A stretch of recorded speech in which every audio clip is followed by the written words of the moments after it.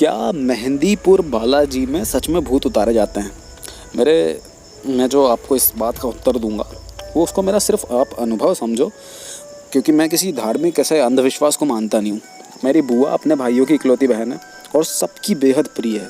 तकरीबन आज से 7 साल पहले मेरी बुआ के घर पे अजीबोगरीब घटनाएं होने लगी। उनकी बड़ी बेटी जो थी वो पेड़ से गिर गई, उसका जबड़ा टूट गया।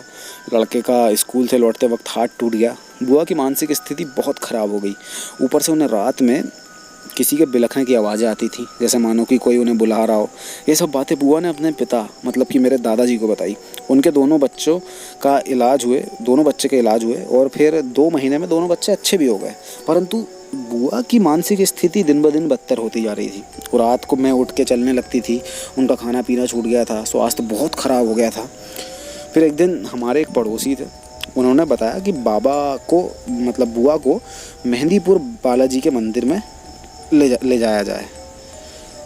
तो साथ ही में वो बोले उनने कि हो सकता है कि हमारी बुआ के ऊपर किसी भी बुरी आत्मा का साया है। तो वो पड़ोसी जो थे वो बाबा थे एक। तो बाबा ने पापा को और चाचा से बोला कि बुआ को लेके मेहंदीपुर बालाजी जाए। भूत प्रेत की बात सुनते ही सबने सब पढ़े लिखे लोग हैं हमारे घर में, तो सबने एकदम पुरजोर विरोध किया और कहा कि आज के ज़माने में इन सब बातों में पढ़ रहे हो यार। पर वो बाबा के आदेश थे तो सबको झुकना भी पड़ा आखिरी में जाके, और हम बुआ को लेके बालाजी गए। साथ में मैं और मेरी बहन भी गई। उस समय हम लोग बहुत छोटे थे। इस बात की गंभीरता को समझने के लिए हम लोग तो जा रहे थे, तो हमें ऐसा ही लग रहा था कि एक ट्रिप पे जा रहे हैं हम लोग राजस्थान। तो जो बालाजी मंदिर है वो राजस्थान के दौसा ज़िले में है। तो हम सुबह 6 बजे लाइन में लगे वहाँ पे और 2 बजे मंदिर में पहुँचे। मेरे चाचा बुआ को लेके मंदिर के पुजारी के पास गए।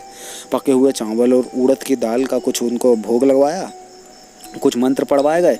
सिर्फ पीड़ित ही पुजारी के पास जा रहे थे, बाकी सभी बाहर से दर्शन करके आगे बढ़ रहे थे। तो मैंने वहाँ जो कुछ चीज़ें अनुभव करी, वहाँ किसी भी प्रकार की कुछ लूट खसोट नहीं थी। किसी ने भी वहाँ पे दान में हमसे कुछ मांगा नहीं। लोग एकदम बहुत ईमानदार थे वहाँ पे, और कोई भी भगवान के नाम पे आपको डरा नहीं रहा था। और जगह भी काफ़ी साफ़ सुथरी थी। मेरी बुआ बताती हैं कि वहाँ से लौटने के बाद उन्होंने एक मानसिक शांति का अनुभव किया। बुआ खुद बोलती हैं धीरे धीरे उनका स्वास्थ्य भी एकदम ठीक होने लग गया और वो ठीक हो गई। और अब उनकी थोड़ी रुचि जो है वो आध्यात्म की ओर भी काफ़ी गहरी हो चुकी है।